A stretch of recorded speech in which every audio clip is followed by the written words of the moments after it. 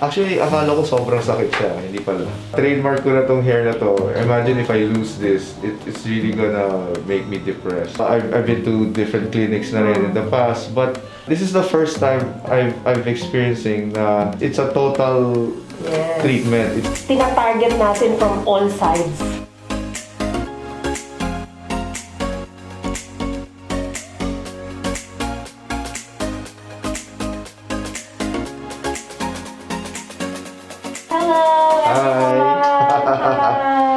This is my first time having this procedure. What is this called?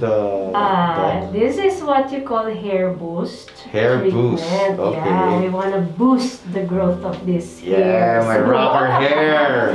Your rocker hair will grow. So hair boost actually will help the hairs grow. Cool. So we usually do it alternate with what you call the hair bio treatment. No? So this one will stimulate hair growth. No? Both naman will stimulate hair growth.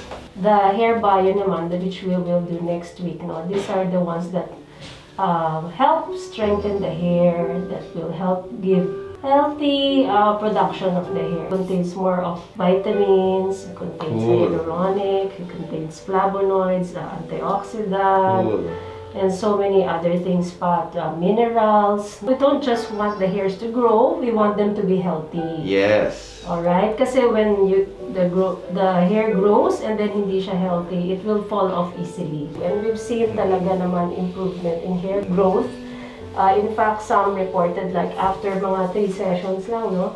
Yes. 3 sessions. Wow, only 3 sessions? Yes, no? Yes. Wow, that's amazing. 3 sessions or 3 weeks, they're starting to see some hair growth, pero a little bit thin. Thin pa siya and a little bit white. So parang mga tinatawag na parang balahibong pusa or venus hairs. And then later on, it becomes thicker and it becomes dark. No? So yun.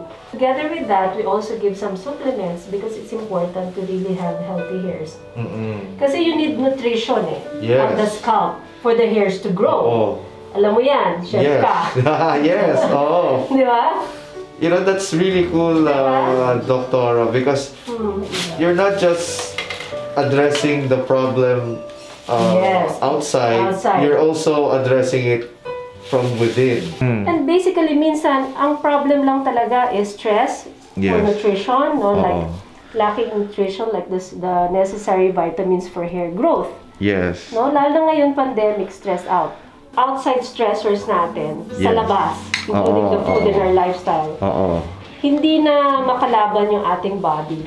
So we need to have extra help, like in the form of added nutrition from foods, from vitamins, and treatments as well, like this, di ba? Tina-target natin from all sides. That's really interesting, Doctora, kasi, you know, I've tried so many hair treatments and all that. I've been to different clinics na rin in the past, but this is the first time I've experiencing na it's a total treatment. Di ba when you grow a plant, when you grow a plant, no matter how good the farmer is, if the soil is really bad, hindi tutubo. That's right. Diba? So this is actually preparing my scalp to grow. Being a chef, I eat actually pretty much everything. But, pero you're not as malaki. But may mga hidden wealth ako dito. May hidden agenda. But I should watch actually my diet. Correct. Especially kasi kahit naman ano pang gawin niyo sa akin na if I still eat a lot. So important talaga is to have a proper diet. And that's what I like about your place kasi you even have nutritionists and having, a nutritionist help you, tell you, what you can do, ganyan. Even if I'm a chef, it helps pa rin.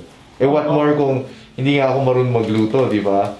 Paano na yan? So, and I like that you're also focusing on that aspect, yung diet aspect. Tatalino ba ako nito, Doc? Tatalino ba? So, what kind of light are you using with this? Because I can see it's like red. It's red. Yeah, it's called low-level light laser, or what you call the red laser, or what you call the cold laser. So, ginagawa niya, kagaya sabi ni Beng, it increases the circulation. So, kumbaga, even if you put the nutrients there, kung hindi magsi-circulate all throughout the area, so hindi rin niya mapapalago pa. So, kumbaga, lahat ng pwede natin gawin na natin. Wow! Feeling mo lang masyadong mahaba na yung hair ko, mabilis tumuo, pero hindi lang talaga ako nagpapagupit. Alam mo, Doc, I'm so thankful for you doing this to my hair kasi alam mo naman na ito yung... Imagine kung pakalbo ko at mawala yung hair ko, di ba? Sobrang nakaka-depress yun. Trademark ko na tong hair na to. Imagine if I lose this, it's really gonna make me depressed. So, thank you, Doc, for doing this. So, just be diligent in coming here, no? Yes. So, sige. So, i-enjoy mo yung ilaw na yan. Yeah, it's soothing, actually. Diba? Oo. Tapos, I'm excited to see you next week. So, abangan nyo yung pagbalik ng kanyang rocker hair. Yes. No? Sana mabawasan na yung puting buko. Why not? Diba? Kasi we've seen it na nangingitim din eh. Actually, alam mo, Doktor. Yung iba, yung... Sige. Alright. So, you enjoy, ha? Thank you, Doc. Relax lang. Thank you, babe. Awesome. Yes.